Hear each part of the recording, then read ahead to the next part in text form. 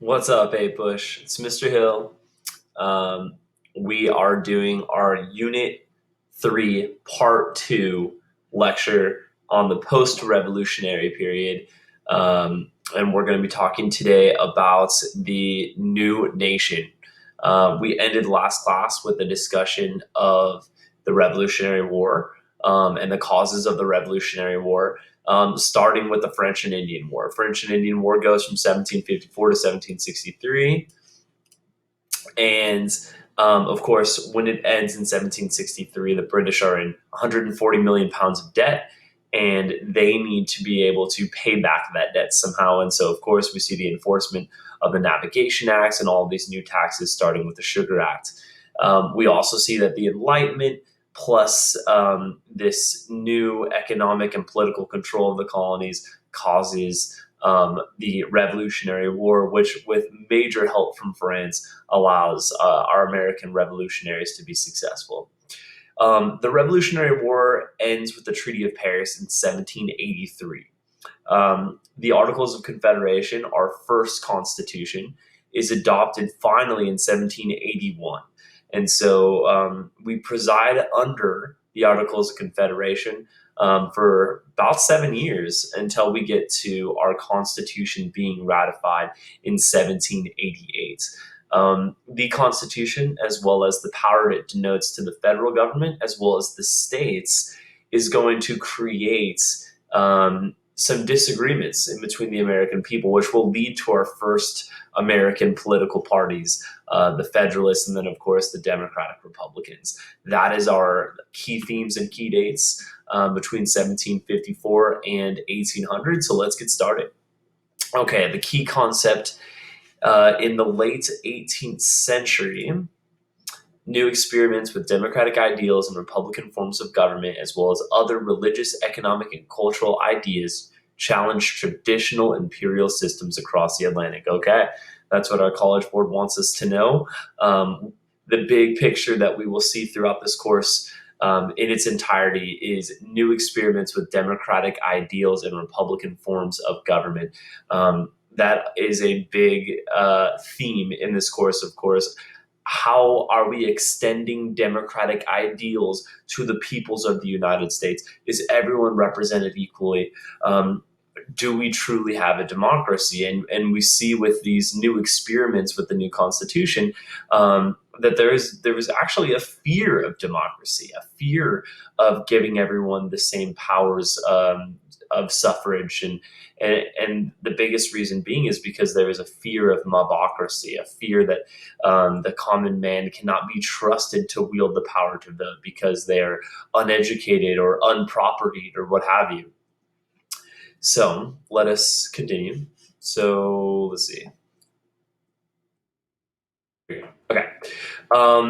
Negative economic effects of independence. Okay, so of course, the American economy had been completely set up by the mercantilist British, by trading.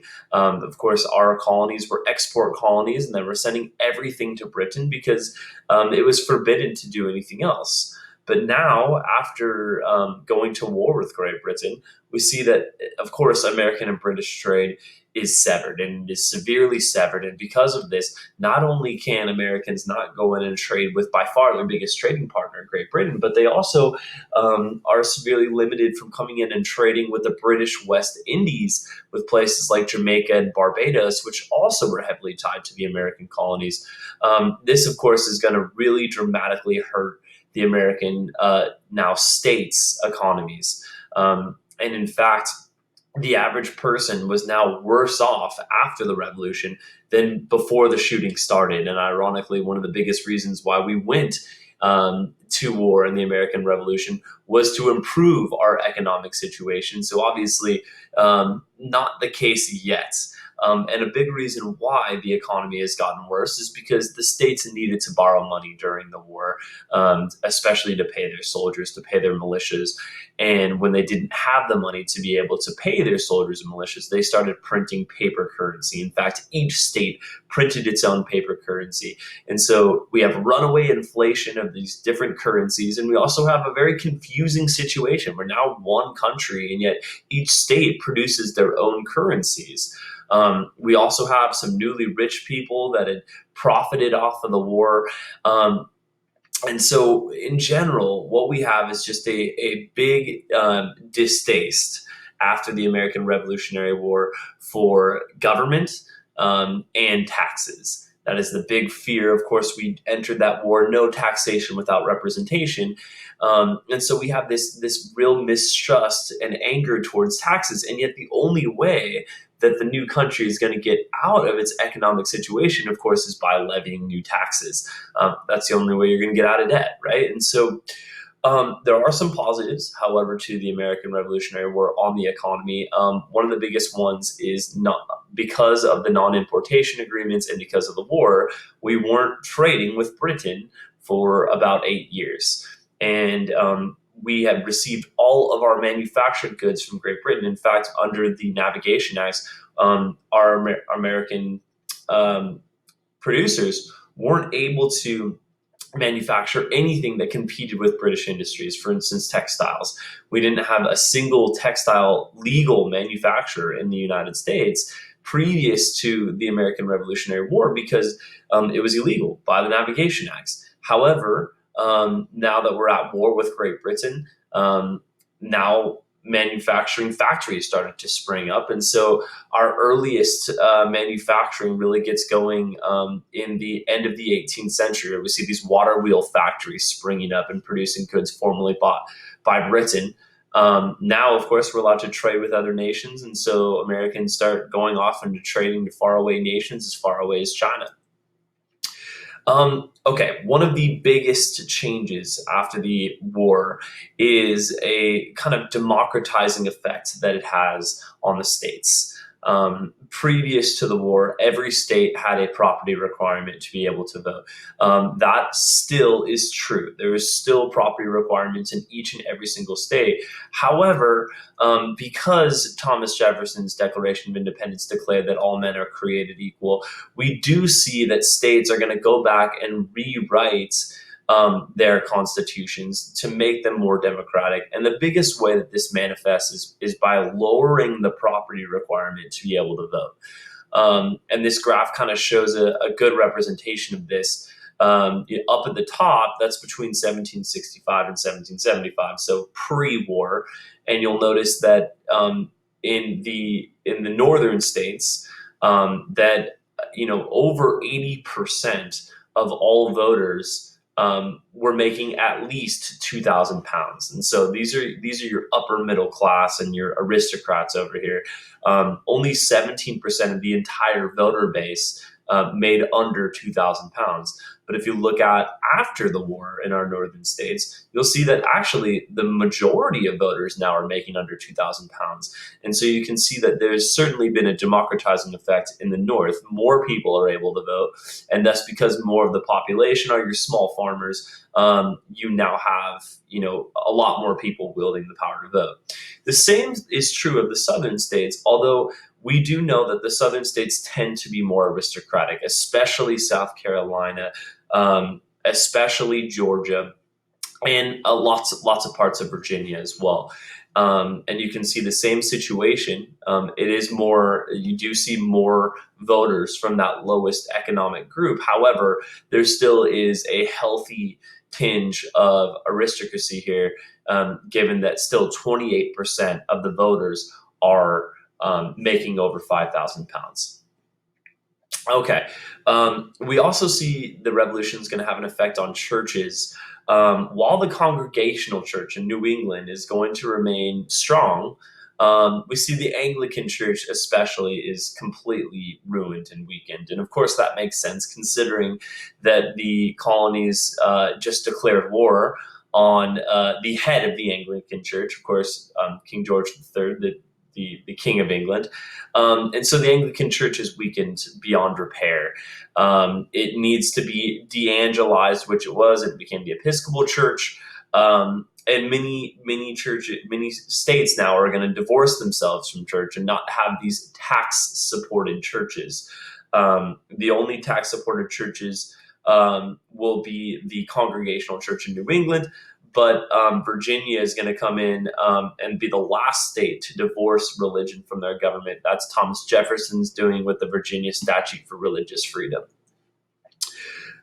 We also have the situation of what to do about slaves.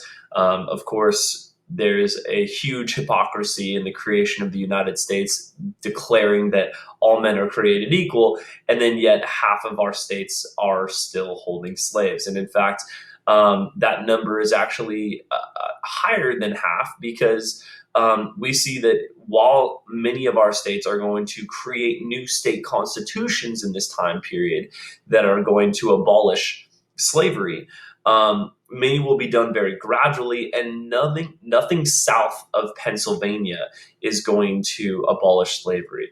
The Pennsylvania Abolition Society was our first abolition society in the Americas. That was actually created by the Quakers, which makes sense because they were a very egalitarian society. Our Quakers, again, as you guys know, are centered in Pennsylvania. Egalitarian nature as far as men and women, egalitarian nature as far as religion. They're anti-war, and they are not pro-slavery. They're very against slavery. Our first president of the Pennsylvania Abolition Society, none other than Benjamin Franklin. In 1774, our Continental Congress, so this is still pre-war, actually called for the abolition of the slave trade, and many northern states are going to kind of jump on that bandwagon. And as we know, the international slave trade is in fact banned.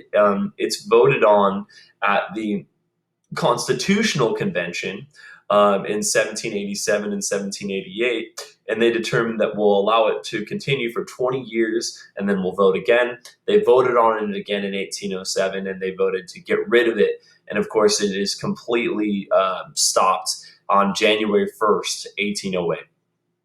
But already in these early moments, even before we have any sort of federal laws that are ruling on slavery, we see that some of these northern states are starting to abolish slavery, while nothing south of Pennsylvania does so. This will become the infamous Mason-Dixon line when we get into the Civil War era. But let's just remind ourselves, guys, that these northern states, of course, are it's not as though they're looking and saying, oh, this is something that we need to do as rightful people, and the Southern are not doing it because they're not rightful people. What it comes down to is the fact that the economies of the North are much, much less dependent on slavery than the economies in the South. The slave states down there heavily dependent on slavery, and thus, are making it much more difficult to abolish slavery here. And this is proven by the fact that when you look at the North, there's still heavy racism and discrimination towards free blacks. As you can see down at the bottom, blacks barred from purchasing property, holding certain jobs, educating their children, marrying whites, all of these things still banned in the North, where it's supposed to be more egalitarian. Women, another group that are heavily changed by the revolution, but as we know, it is a long, long road for women in our country.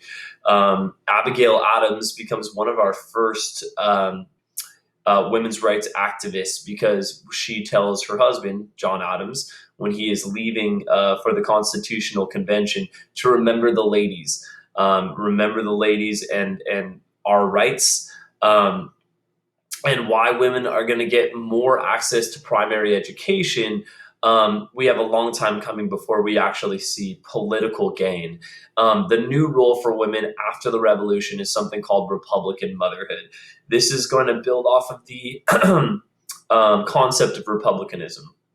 The concept of republicanism is that all citizens in a republic need to sacrifice their own well-being, not their own well-being, but their own selfish interests for the good of the community, for the good of the state, for the good of the republic.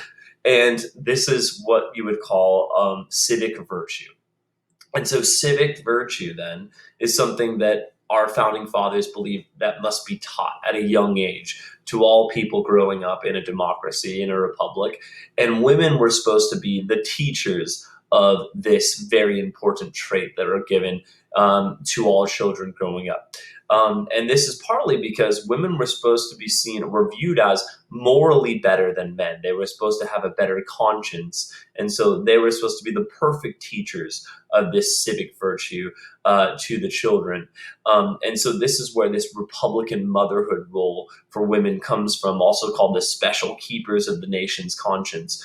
Of course, very, very patriarchal society here, but nonetheless, an important role for women in the time period that is a building block for further feminist movements.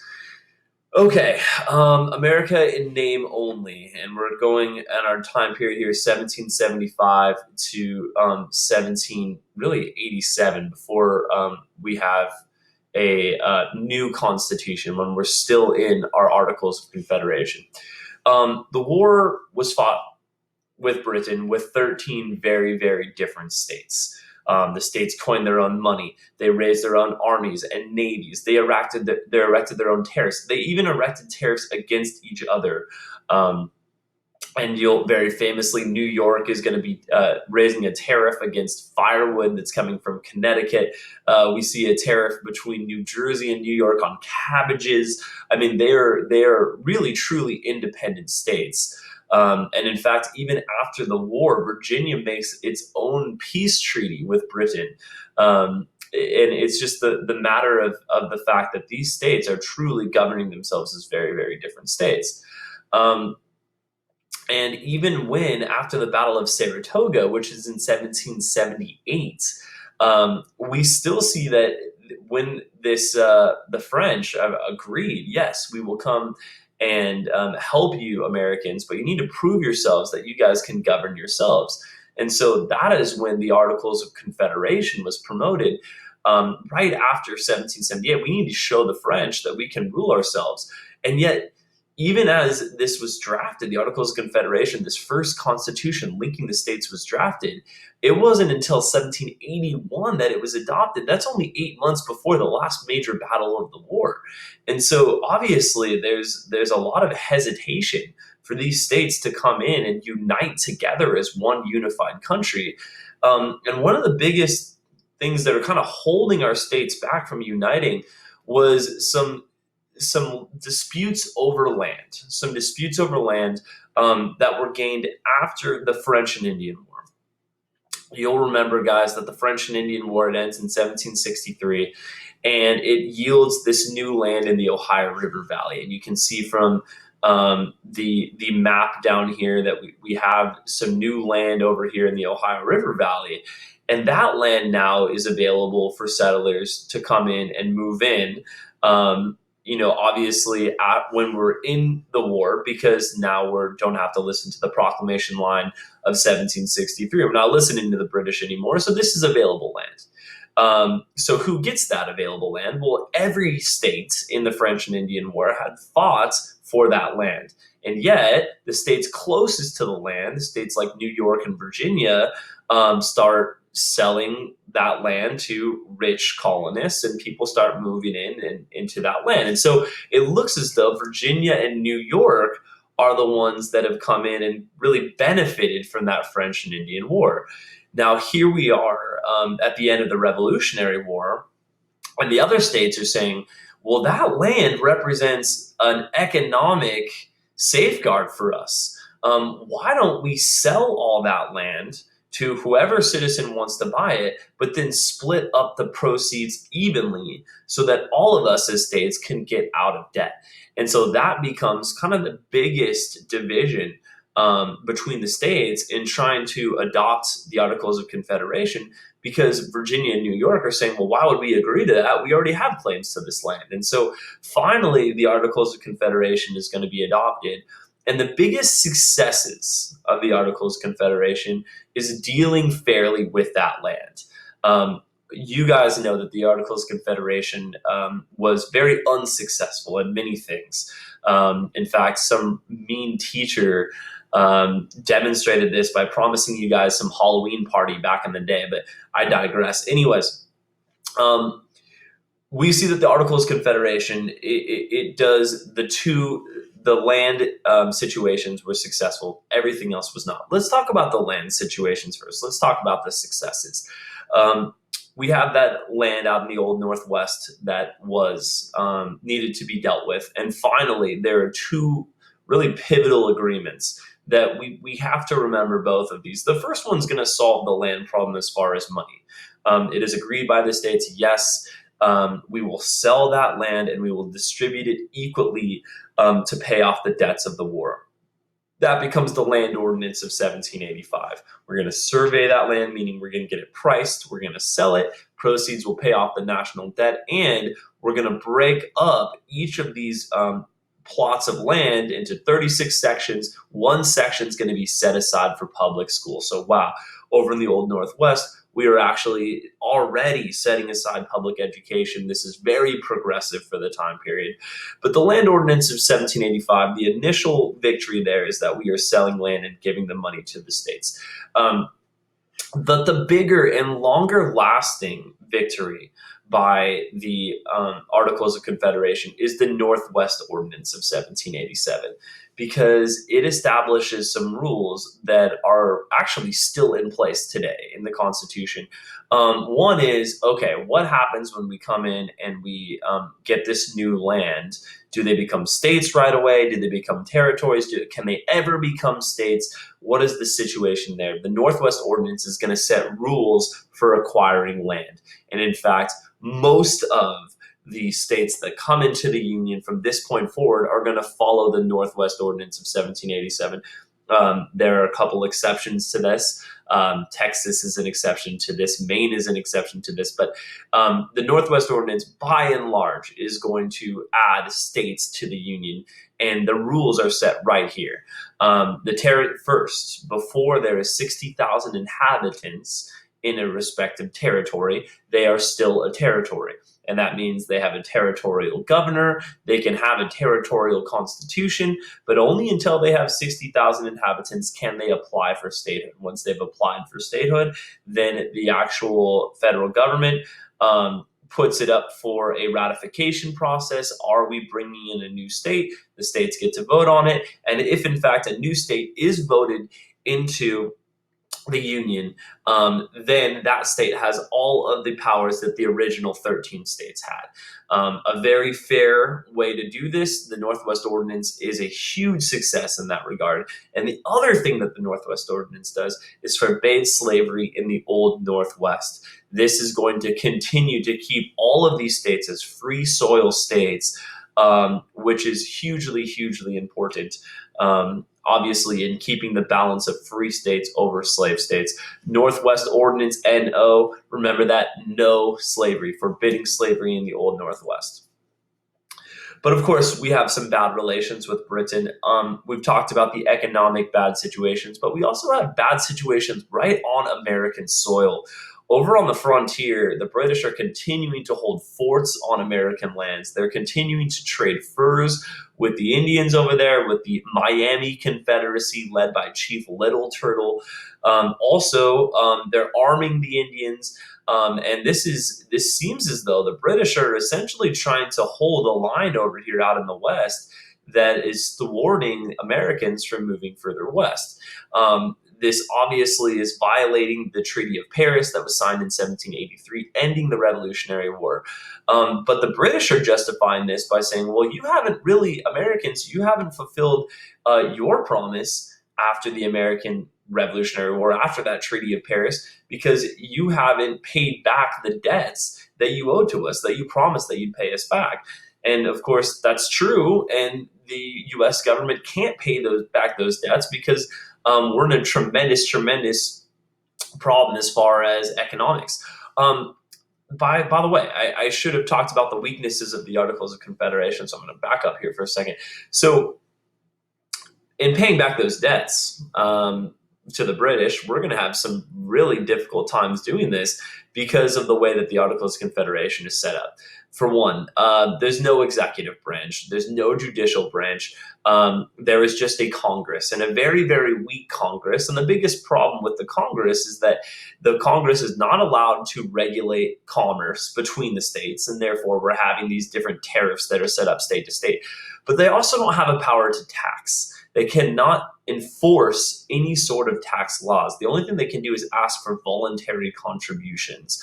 And they set a budget. This is how much money we need to get things done. And then they're going to ask, can we get money from each state? And states are going to give what they want. And sometimes they're going to give nothing. And sometimes they're going to give only half of what the federal government wants. And by the end of the day, our Articles of Confederation government is completely hamstrung and trying to get things done. The other thing is it needs 9 to 13 vote. 9 out of 13 of the states need to vote to pass a law. And because states are all acting in their individual interests, we're not getting laws passed. And you need a 13 out of 13 vote. Every single state needs to vote to amend the Articles of Confederation. And so there are tremendous problems with everyday, day-to-day affairs of passing laws and regulating taxes and commerce, because at the end of the day, the Articles of Confederation was very short-sighted when it was created. And so we're not able to pay back the British. The British are keeping people on the frontier, and we are kind of running into some severe economic problems. We don't have that trade with the West Indies. The Spanish now have closed the Mississippi River to American trade. The nation and the individual states are in debt. We're having to pay interest on that debt. And so the only way to get out of these economic problems is to raise taxes in these individual states. Every state raises taxes to be able to get themselves out of debt. But of course, we are on the shadow of the revolution. We have just gotten out of the revolution, and the revolution was so importantly fought to end taxation and to end this heavy-handed government that the British government had on the colonies. And so this is going to lead to a potential disaster. Now we have these states that are taxing their own citizens, and so we may have a rebellion on our hands, and sure enough we do, and that is Shays' Rebellion. In Massachusetts, we've got backcountry farmers that can't pay their taxes, and they're starting to lose their farms. And their farms are getting foreclosed, and we have a veteran, a captain in the Revolutionary War, Daniel Shays, and he is going to become so discontented that he is going to lead an angry mob through Massachusetts, marching on the state legislature. He wants to march on the legislature with muskets drawn and demand that the legislature passes new taxes that's going to, new laws that are going to lighten taxes and issue more paper money. And we know the economic principle that if more paper money is in circulation, that's going to lead to inflation. And inflation is desired by people in debt. They want inflation because they can pay back their debts with devalued currency. And that's exactly what Daniel Shays wants. He wants more paper money in circulation. He wants inflation. That's going to help these poor farmers keep their farms. And so Massachusetts has got a rebellion on their hands. They've got this, army of poor debtors that are marching upon them, and Massachusetts is going to have to raise an army to put down that rebellion. And in fact, it's very difficult to do so. The Massachusetts legislature, because they have such a weak executive branch, literally have to ask private citizens for donations to put down this rebellion.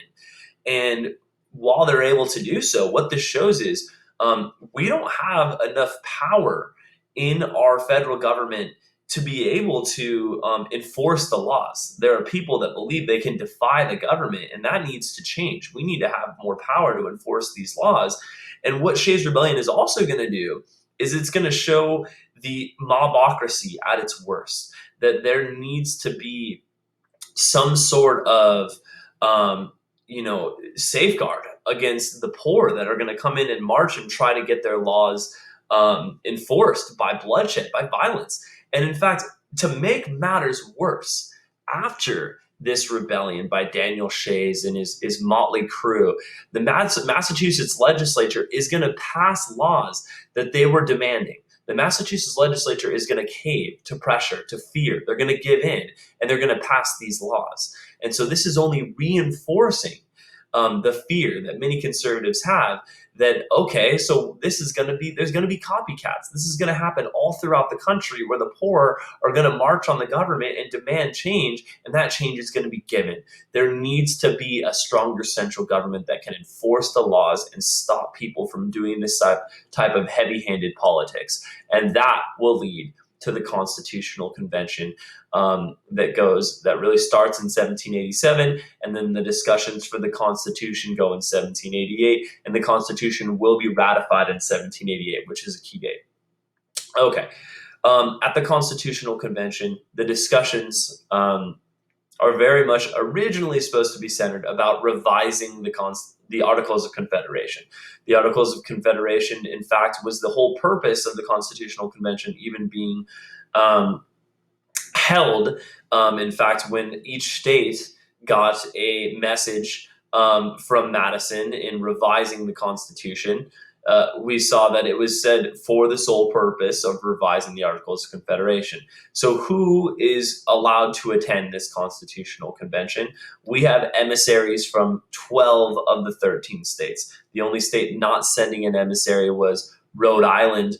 Rhode Island loved its paper money. They loved its own constitution. They knew that as the smallest state, they weren't going to be able to wield any new power if a stronger federal government was created. And so they had no interest in attending this Constitutional Convention. But who does attend the Constitutional Convention? First of all, it's held in Philadelphia, and these delegates from these 12 states were chosen by the state legislatures. And our state legislatures at this time were people that had been elected by the voters, and the voters had to have property to vote.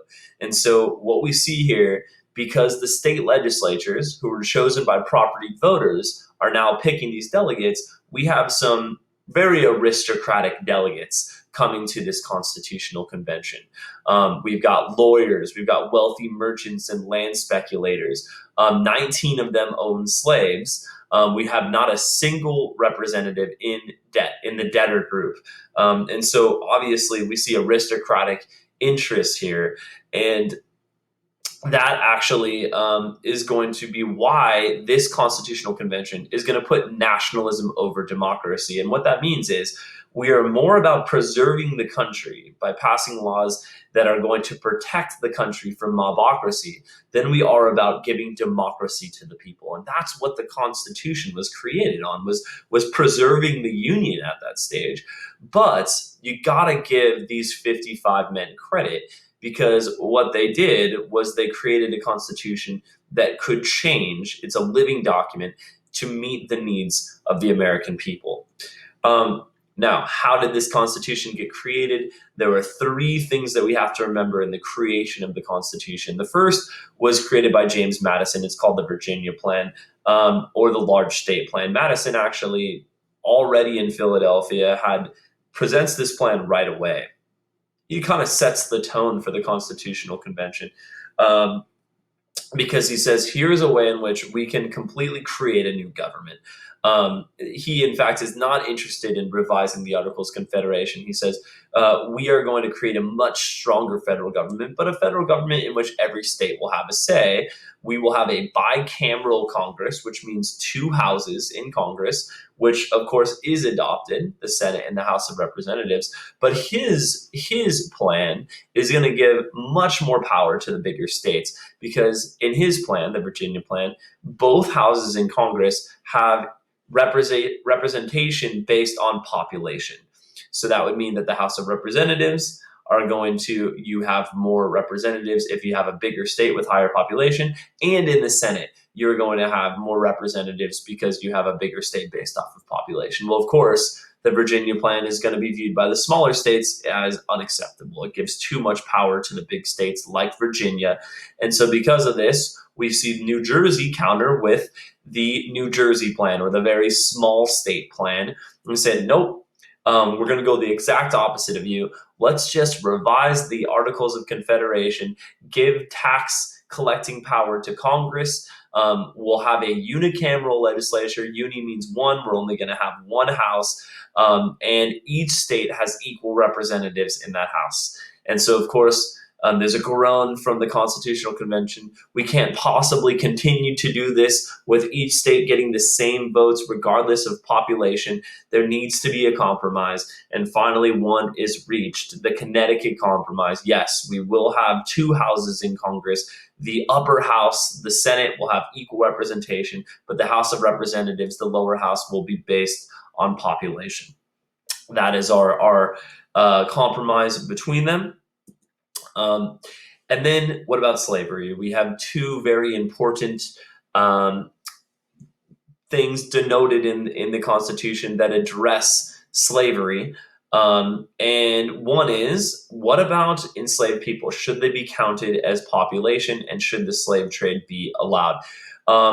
First of all, South Carolina and Georgia heavily push for slaves to be counted as a person. Our northern states say, no, that doesn't make sense. Slaves are not citizens, therefore, why are they counted as a person? Of course, why are we debating over whether slaves should be counted as a person? Because the House of Representatives is based off of population, thus states with more slaves thus are now given more political power.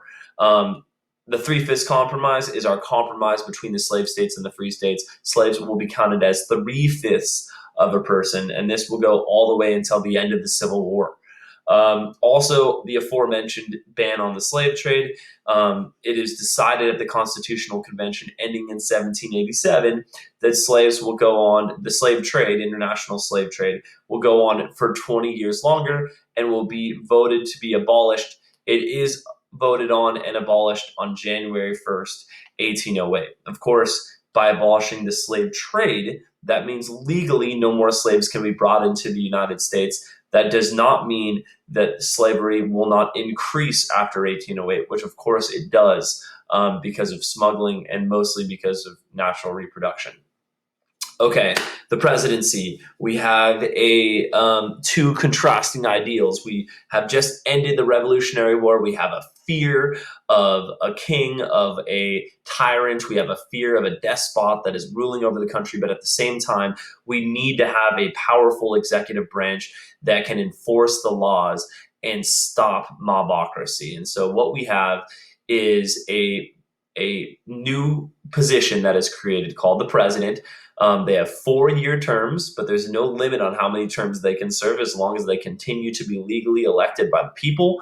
The president can veto Congress, and they are elected by the Electoral College, which is a complicated method in which the people vote for electors, and then electors get to cast their vote. And this idea of the Electoral College was yet again another safeguard against what the framers believed were people that could not be trusted to elect their own president. So obviously here we have yet another safeguard against the poor and the uneducated.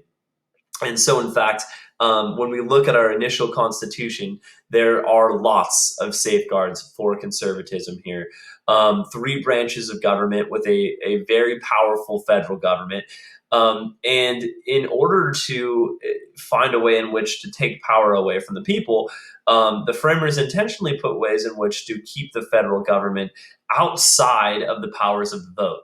And for instance, federal judges appointed by the president and they serve for life. The people don't get to vote on the federal judges. The president is elected indirectly by the Electoral College. The senators at this stage are chosen by the state legislatures. And this isn't going to change until our progressive era. And so our senators, right from the get-go, become like this good old boys club where the state legislatures are bribed by senators. And so then senators become senators, and then they're going to give money back to the states. And we're going to have this whole corruption in between the senators and the state legislatures.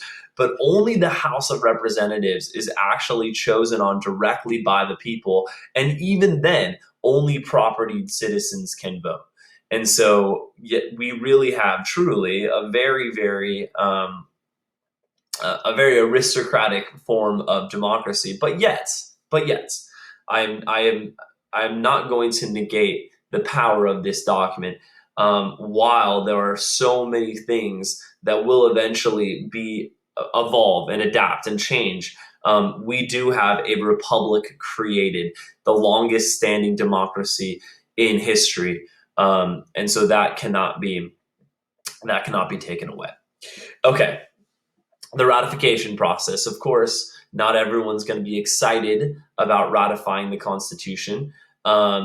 Finally, in September of 1787, the framers say, "This is our final draft. We are ready to present this to the states."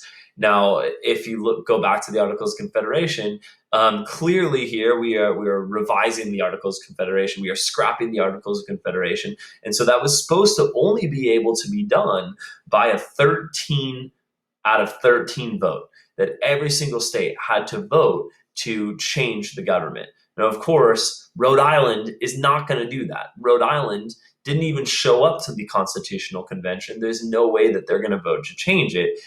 However, the framers are going to try to get around this, and they're going to say, okay, well, then we're going to present this to the people, and we're going to say that only 9 out of 13 need to be able to vote to ratify the Constitution for this to become the law of the land.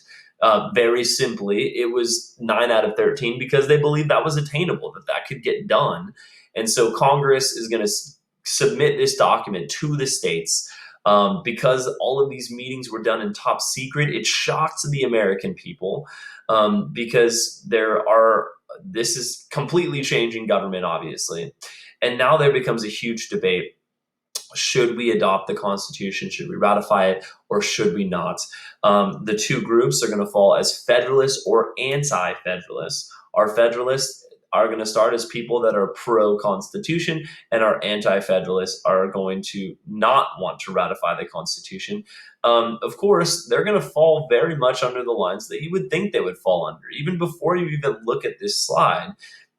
Because of all the safeguards for conservatism in the Constitution, we know that the people that are going to initially favor the Constitution are going to be conservatives. They're going to be rich. They're going to have land. They're going to thus be given more power by the Constitution. And our anti-federalists are going to be those people like Daniel Shays, who are the poor farmers, the single house farmers, the people that liked the state governments because it represented less control in their lives and less taxes in their lives and all those things. And so that's exactly how this falls. The Federalists are going to favor the Constitution. They're going to be led by people later. Madison we consider him to be the father of the Constitution, but he also believes in states' rights. So Madison is not necessarily the conservative that's pushing only for his own gain, but he is a believer that the Constitution is needed. Hamilton and Jay, of course, are very famous conservatives, but nonetheless, Madison, Hamilton, and Jay, they're going to say we cannot operate under the Articles of Confederation. We need a strong government to protect the nation and solve problems. And because there are checks and balances in place, like veto power, or impeachment, for instance, that there are, in fact, checks and balances in place that would stop a tyrannical government from ensuing. The anti-federalists, led by people like Patrick Henry and Richard Henry Lee and Samuel Adams, they're going to say, no, the state governments should be the lay of the land, the sovereign lay of the land. We don't need a strong central government. The state should have more power than the central government. And we don't want these limits on whether or not we get to pick the president. We don't want these limits on whether or not we get to pick the senators. We should be able to have more say in our government. And also, down at the bottom, the anti-federalists are going to say, why isn't there a Bill of Rights that protects our individual rights? Why isn't there something attached to this Constitution that is going to guarantee our freedom of speech, our freedom to practice whatever religion we want, our freedom to bear arms, our freedom to be protected from unlawful searches and seizures, or to have a jury trial conducted by our peers and the citizens around us? That is going to lead to this fear of federal government because there's no protections, the civil liberties included in the Constitution. And the only way in which this Constitution is going to be ratified is a promise by the Federalists that if the Constitution is ratified, that a Bill of Rights will come surely after, and that's exactly what happens. And Madison himself writes the Bill of Rights. Um, and so, how is this Constitution ratified? As I already mentioned, number two, promising to create a Bill of Rights. It's going to tip the vote in Virginia, New York, and North Carolina are going to follow suit. Not surprisingly, Rhode Island was the last to ratify in 1790.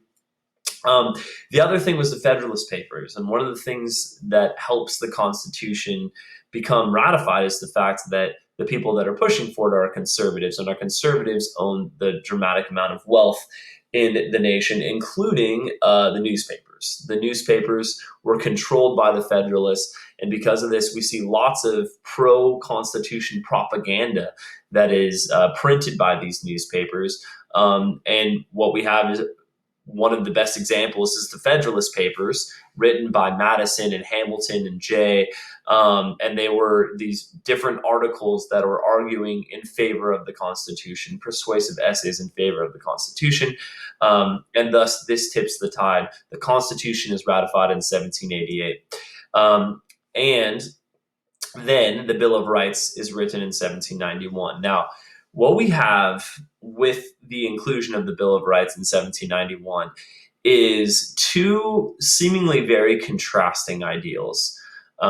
One is in the Constitution, in Article 1. This is the powers of Congress. Congress was supposed to be the most powerful entity in the Constitution. They were supposed to be making the laws for the people.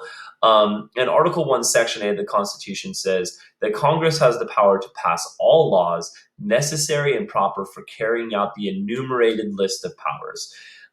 This Article 1, Section A of the Constitution, there are a list of powers that Congress has. The power to tax, the power to regulate commerce, the power to declare war. Those are listed powers. Those are enumerated powers. They're numbered. That's what enumerated means.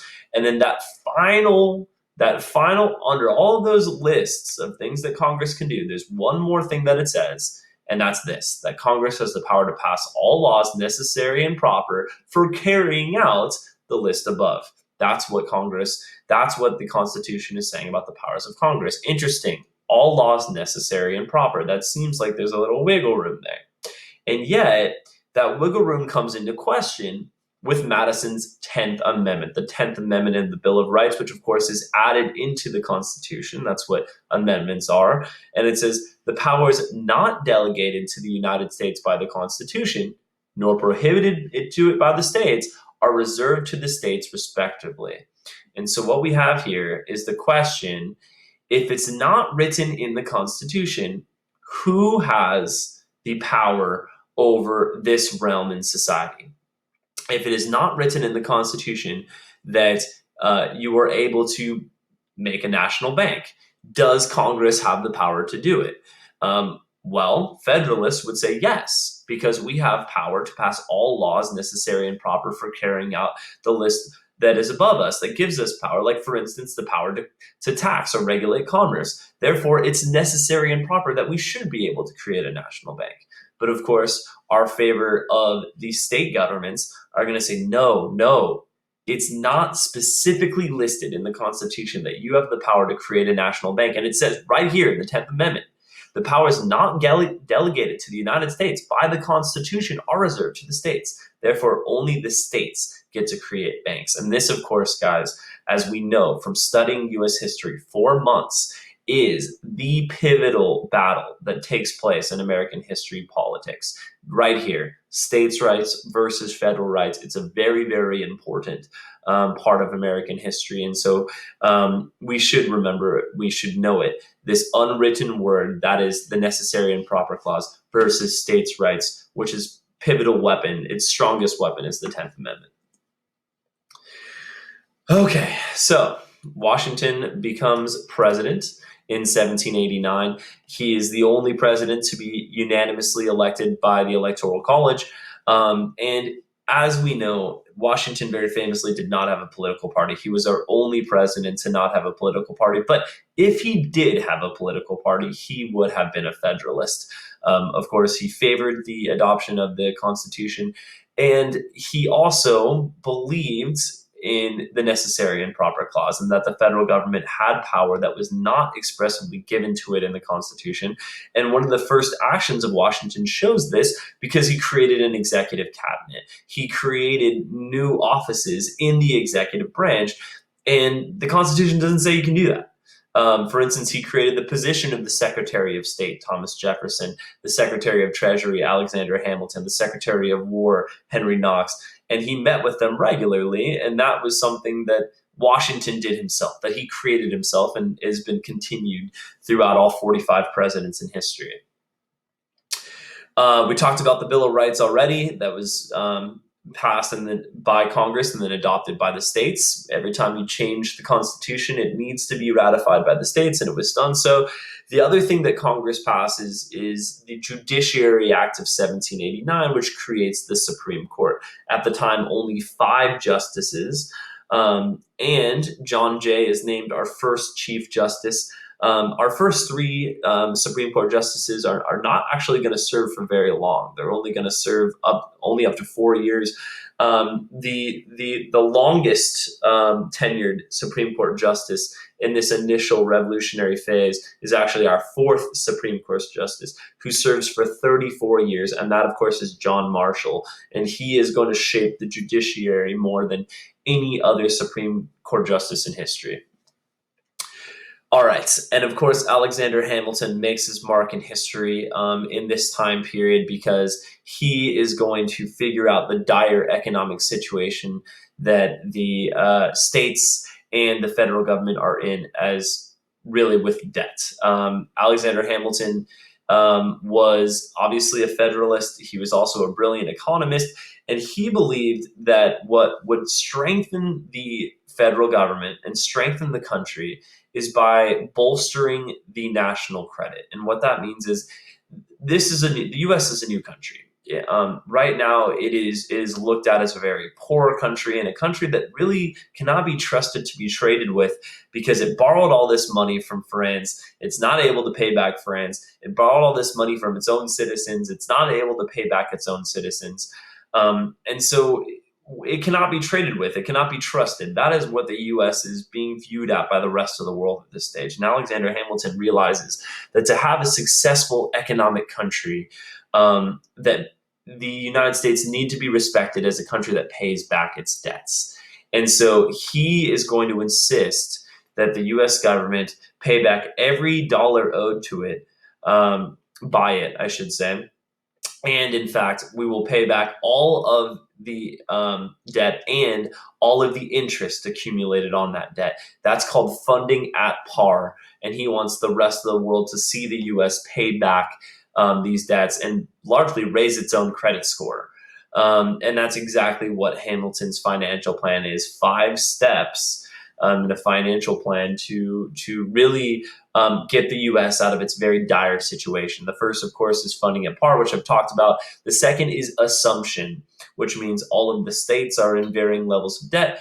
The U.S. government is going to assume all of that debt. It's going to take all of that debt on itself.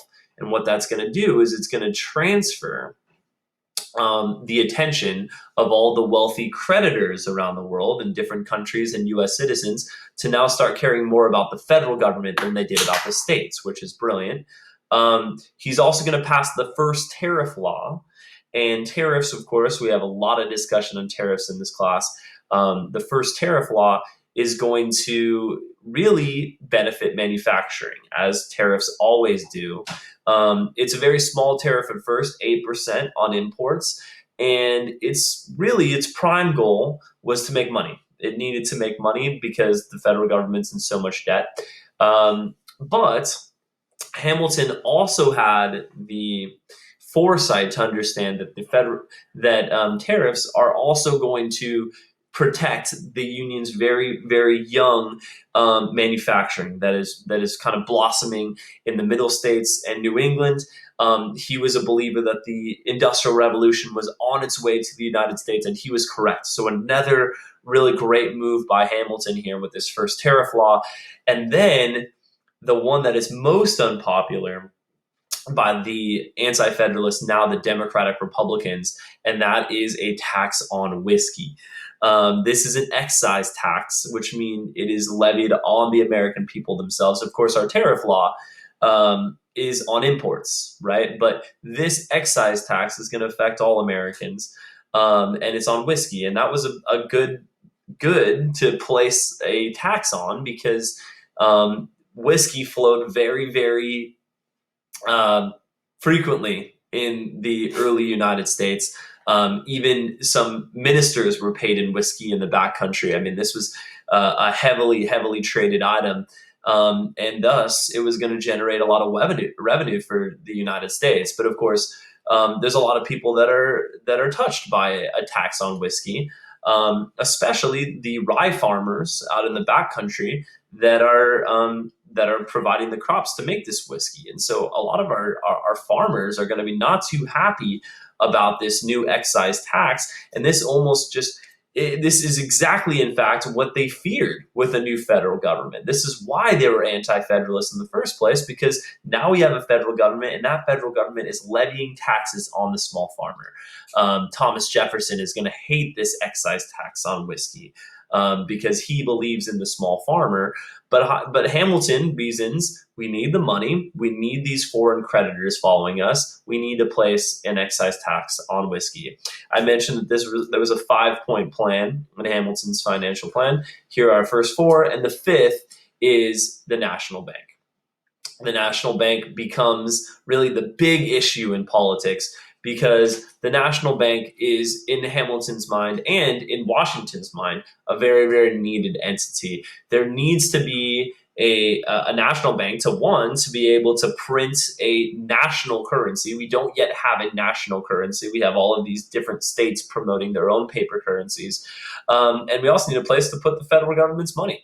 So it's absolutely needed, but the federal government at this stage can't even afford it, and it doesn't say in the Constitution that we can create a national bank. And so there's 2 things that need to happen. The first is a way in which to afford this national bank, and finally it's decided let's let it be publicly traded. Let's allow private investors to invest in the national bank as long as the federal government is the major shareholder. And so what happens is this national bank is created. The federal government owns 1/5 ownership of the national bank, but private investors are allowed to come in and invest in this and to make a profit themselves. This is seen by many as a conflict of interest. We've got private individuals that are now have their own money at stake in what is supposed to be an entity that serves the people of the United States. And that sentiment is what's eventually going to lead to the fall of the national bank in Andrew Jackson's era. But the bigger discussion at this time period is it constitutional to create a national bank?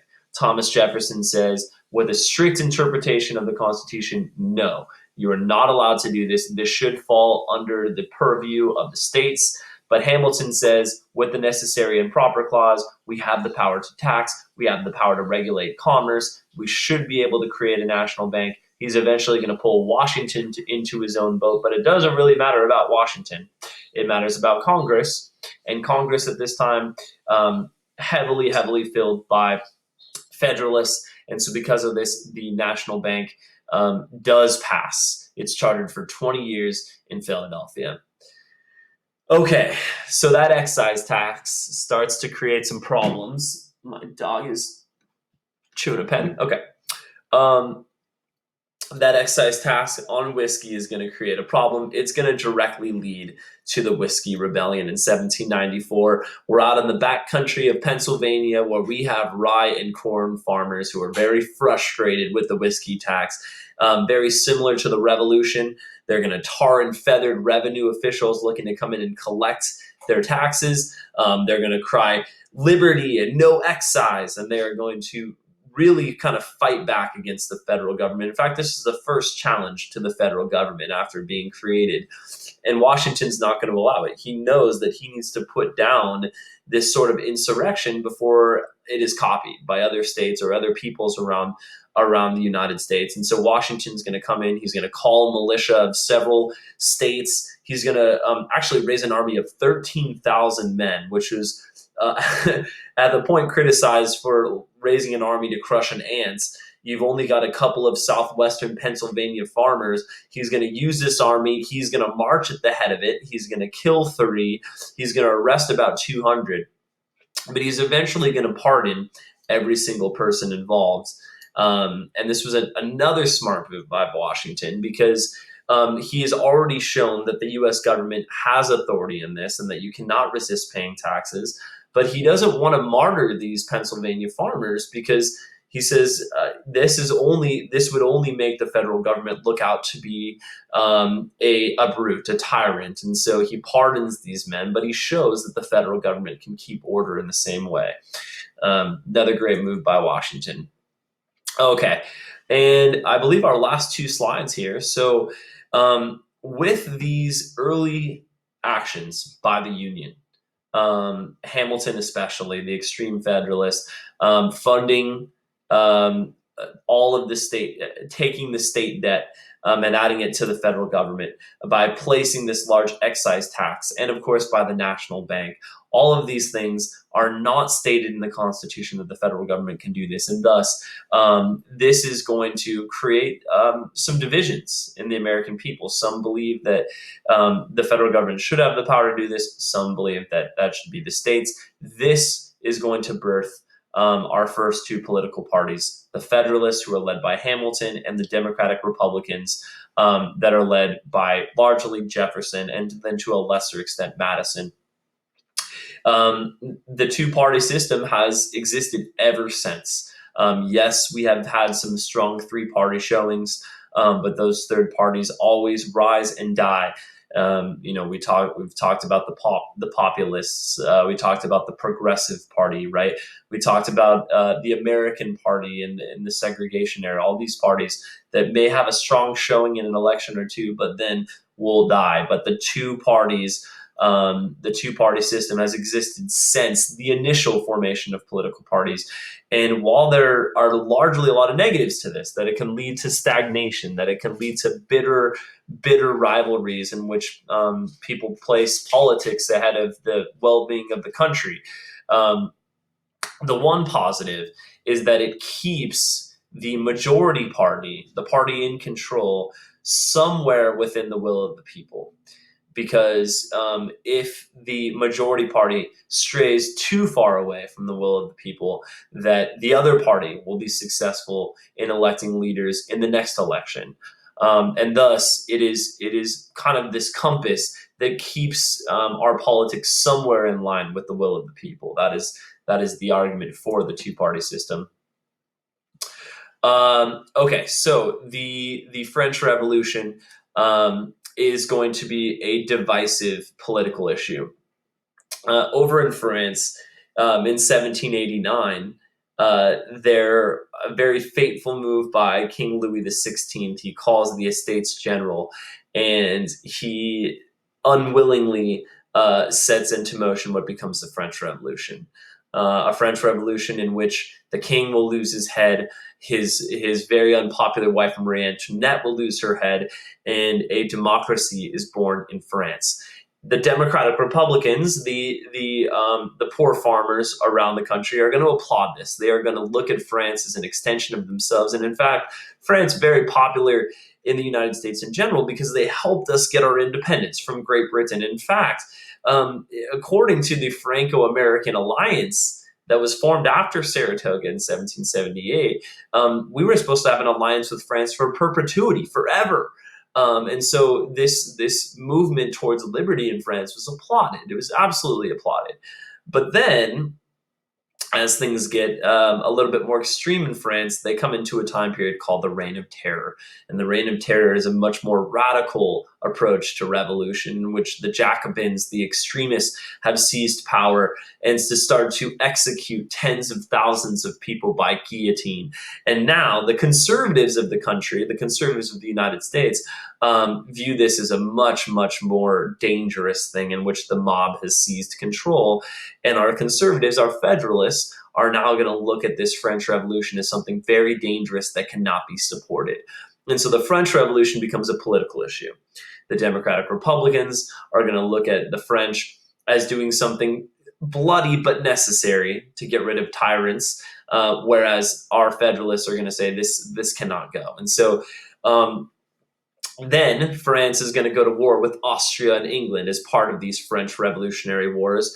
And France is going to call upon their ally, that's supposed to be their ally for perpetuity, the United States. Will you come in and help us against the British once again? And Washington's going to say, no, sorry, no, we are not at all ready to come in and engage another international war. We would get crushed in international combat. But we are doubling our population every 25 years, and we will be a very powerful and strong nation, but not yet. We have to wait. Washington believed that we had to delay, and once again, he is absolutely right. And this is going to start the American isolationist tradition of not getting involved in European affairs. This is going to be a political issue, as I mentioned. It's going to upset the pro-French Democratic Republicans. And in fact, it's going to upset all Democratic Republicans because he doesn't consult Congress to do this. He makes this declaration himself, this neutrality proclamation. We are staying neutral. We are not going to favor either side in this conflict. And our Democratic Republicans are going to say, why didn't you consult Congress on this? Why are you making a tyrannical decision? Okay, to continue those conflicts with the British, we have some still those things going on the frontier. We have the British that are engaging in illegal fur trade. They're supporting that Miami Confederacy on the frontier. Now that the French and the British are at war, the British assumed that the Americans were going to support the French because they've had this Franco-American alliance. And so the British preemptively start impressing American soldiers. They start impressing American sailors onto their own vessels. They seize about 300 U.S. merchant vessels. And now our Democratic Republicans are saying we need to go to war with Britain. And of course, the Federalists, who largely are anti-French and pro-British, are going to say, no, we depend on trade with Britain. Let's not go to war with Britain. And so this is going to lead to the very unpopular Jay's Treaty. Washington's going to send over, at the time, the Chief Justice, John Jay, to London. Thomas Jefferson hated this choice of personnel. He said, this guy is such an extreme Federalist. He's probably going to come in and kiss the hand of the Queen, and that's exactly what he did. And John Jay is going to agree to a treaty that is very unpopular with Democratic Republicans. The British are going to agree to evacuate their outposts on U.S. soil, which they already agreed to in the Treaty of Paris, ending the Revolutionary War in '83. The British are also going to agree to pay damages to American ships that are being caused by this impressment going on. And the Americans, in turn, are going to agree to pay back those debts owed to British merchants from the pre-Revolutionary War era. So we have two agreements of payment. The British are going to pay damages for American ships. But who are the people that are largely shipping and trading? They're people in New England, especially the rich merchants of New England who tend to be Federalists. And so number two right there is helping the Federalists. Now, agreeing to pay back debts owed to British merchants, that's going to result in a general upswing of taxes. Therefore, while we have one of these provisions of this treaty helping Federalists, then we have the one down the bottom that is really affecting everyone. And so our Southern planters and our Democratic Republicans in general are going to be furious by this. They're going to say, why are we having to pay all of these new taxes to the British when we should be going to war with the British? Our Democratic Republicans are very furious with this decision. But Washington is going to keep a cool head. He's going to serve his last 2 years as president. And then in 1796, he is going to publish his farewell address. And he's going to give 4 warnings to the Union that, when we can look back on it now objectively, were the best 4 pieces of advice that he could give to the American people. Number 1 and number 2 are the ones that are really going to be followed for most of American history. Not getting involved in European affairs and not making permanent alliances in foreign affairs. And this doesn't really stop affecting American politics until 1949 with NATO. where we make a permanent peacetime alliance. That is really the time when Washington's farewell address finally stops being followed. Of course, 3 and 4 really were never followed. Not forming political parties and falling into sectionalism. And in fact, those two things are going to lead us right into the Civil War. A quick little bit on Adams. I know I promised I would be done a little earlier. I'm sorry, I'm almost done.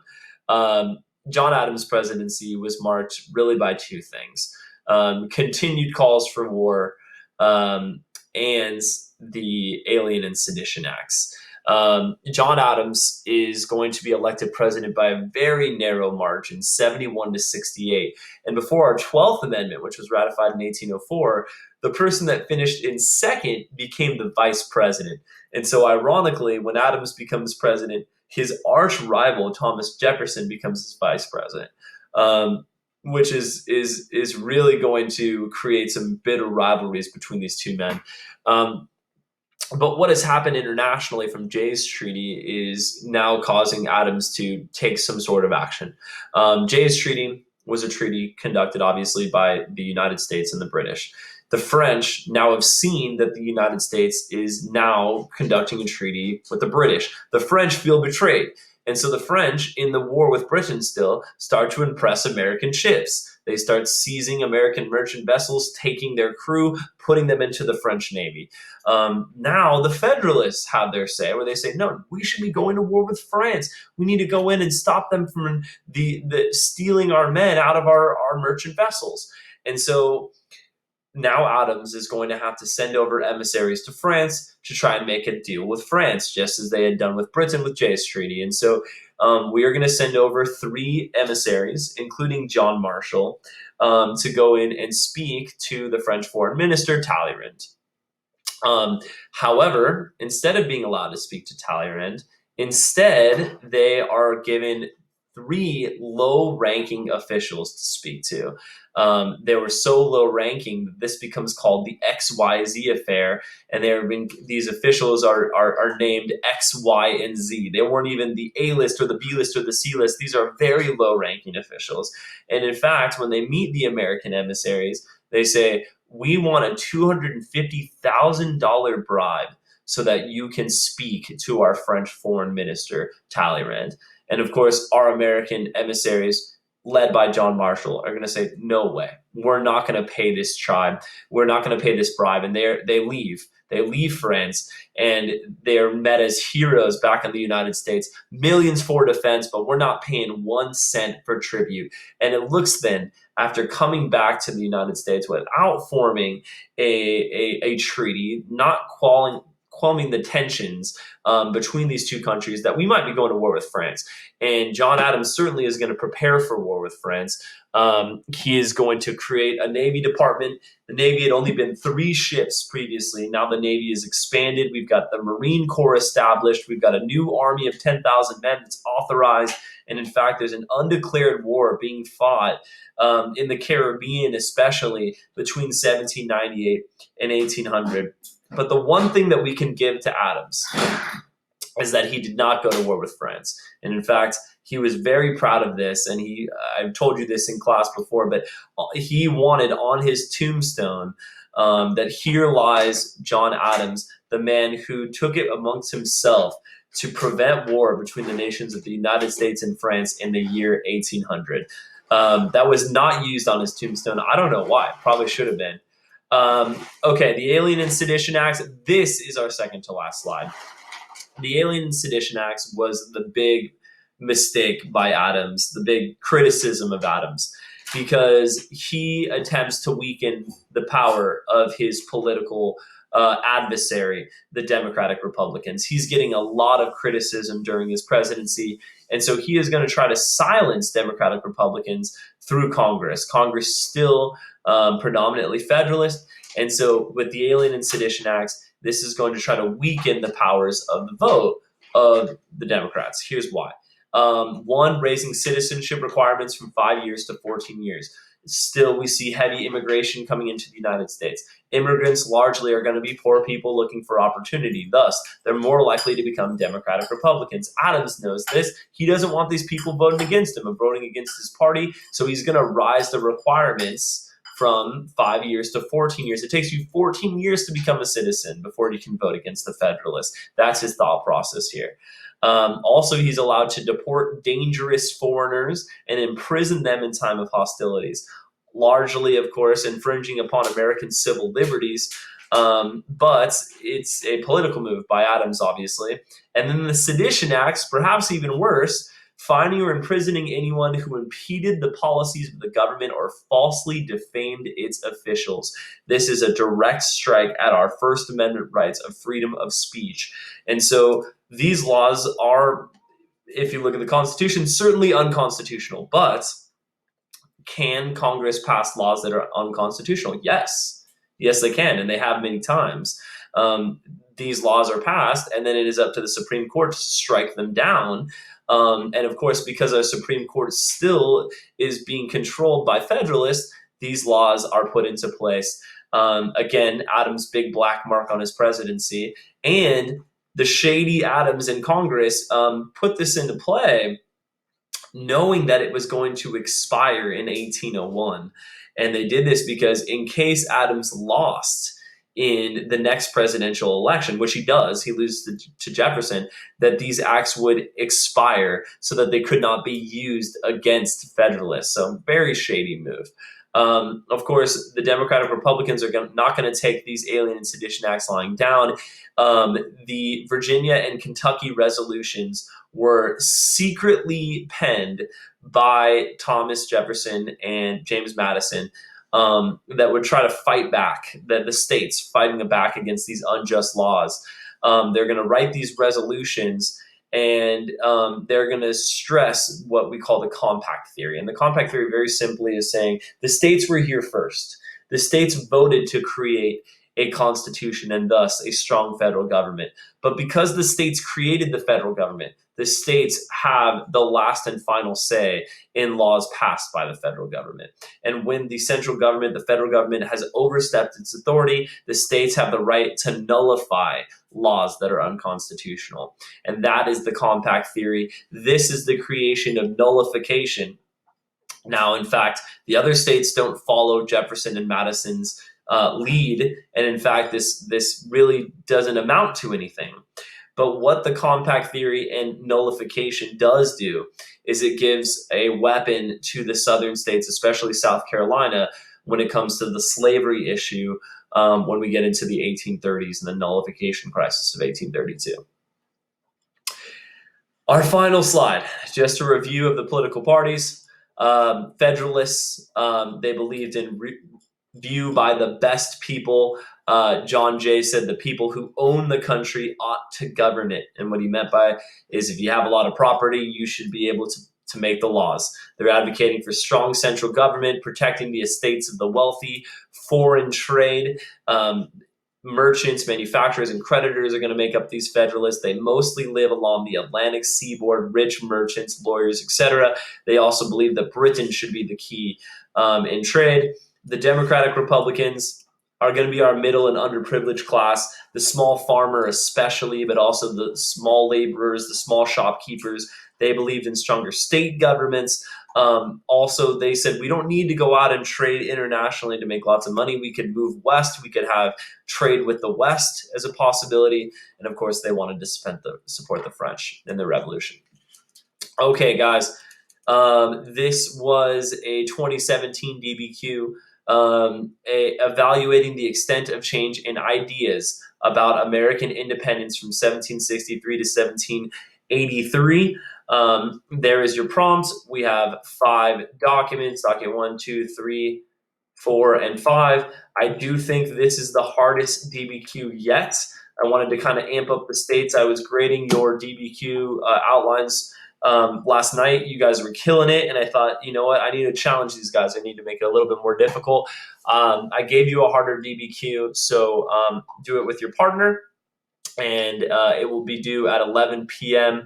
on Tuesday, and then I will see you guys on a Zoom meeting on Wednesday to discuss. All right, guys. I hope you guys are staying safe, and I will see you guys soon.